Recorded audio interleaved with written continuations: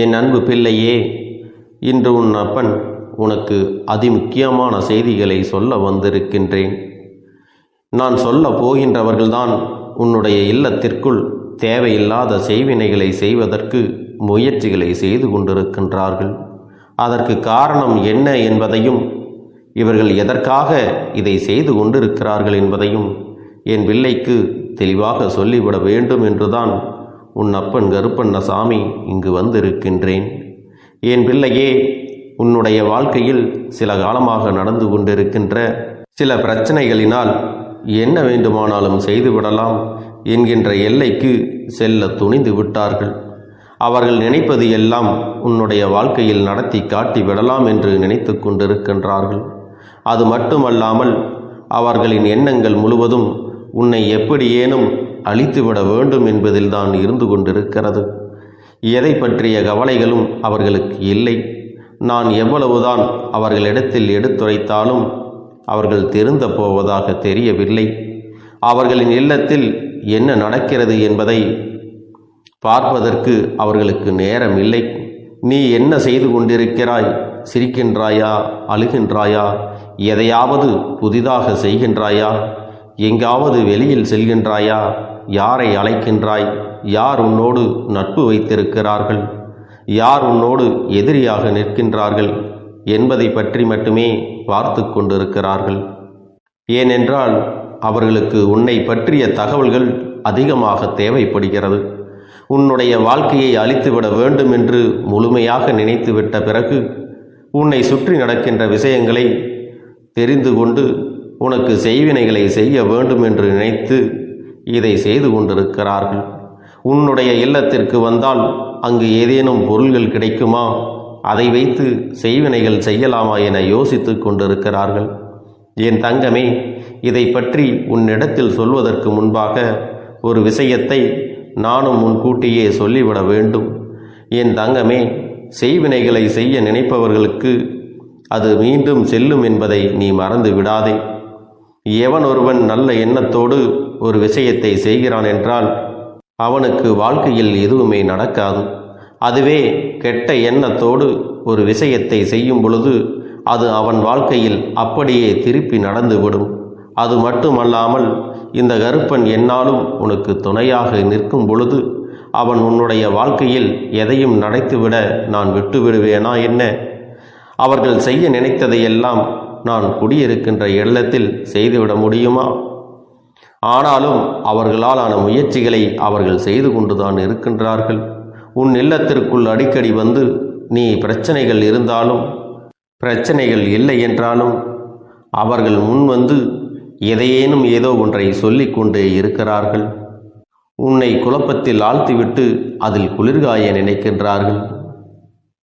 அப்படி அவர்கள் உள்ளே வரும்பொழுது என்ன சொல்ல முடியும் என்று எதுவும் சொல்லாமல் நீ அவர்களிடம் சரியாக முகம் கொடுத்து பேசாமல் விலகி சென்று கொண்டிருக்கிறாய்.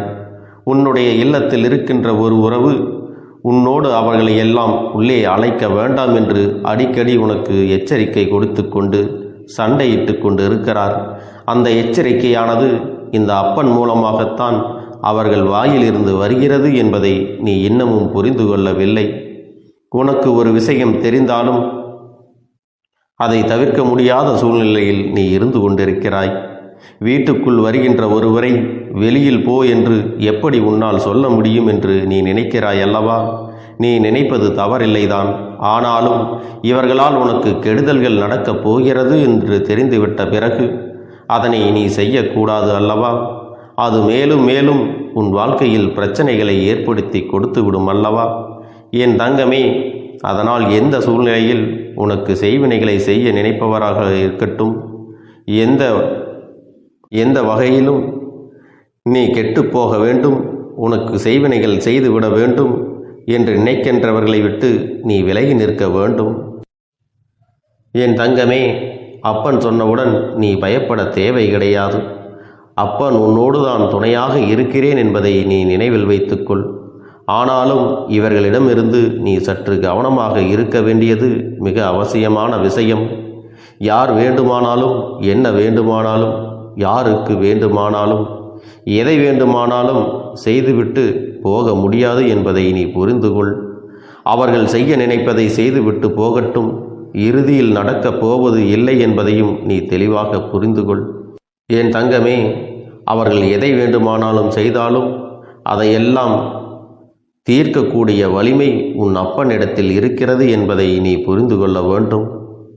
நான் அவர்களுக்கு எத்தனையோ முறை எச்சரிக்கை கொடுத்தும் அவர்கள் மீண்டும் மீண்டும் இதை செய்கின்றார்கள் அல்லவா?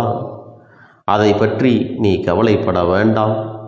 இதையெல்லாம் கேட்டும் கேட்காதது போல அவர்கள் நடந்து கொண்டிருக்கிறார்கள். உன்னுடைய வீட்டிற்குள் வந்து அங்கு என்ன இருக்கிறது, அங்கு என்ன நடக்கிறது, இங்கு என்ன இருக்கிறது என்று எப்பொழுதுமே அவர்கள் நோட்டமிட்டு கொண்டுதான் இருக்கிறார்கள். அவர்களால் எதையும் சாதிக்க முடியாவிட்டாலும் சின்ன சின்ன விஷயங்களில் உன்னுடைய மனதை குழப்பி விடுவார்கள். உனக்கு துன்பங்களை கொடுத்து கொண்டு இருப்பார்கள். அதற்காகவெல்லாம் நீ ஒருபொழுதும் தயங்கி நிற்காதே. இவர்களை அடையாளம் கண்டு கொண்டு இதற்கு பிறகு இவர்களுடைய உறவு தேவைதானா, இவர்களிடத்திலே எப்படி பழக வேண்டும், இவர்களிடத்திலே எப்படி நடந்து கொள்ள வேண்டும், எந்தெந்த இடங்களை இவர்களை தவிர்த்து விட வேண்டும் என்பதை நீ தெளிவாக புரிந்து கொள்ள வேண்டும்.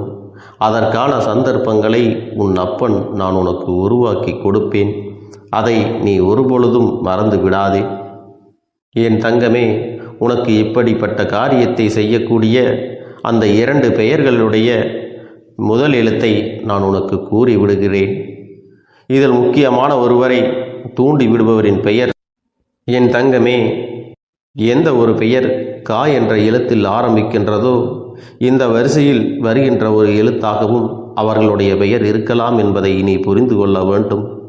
என் தங்கமே, இது உன்னுடைய வாழ்க்கையில் உனக்கு அவர்கள் செய்ய நினைக்க வேண்டும் என்று மனதிற்குள் அவர்களுக்குள் கெட்ட எண்ணங்களை விதைத்து கொண்டிருக்கிறார்கள். இன்னும் அவர்கள் அந்த முயற்சிகளை தொடங்கவில்லை.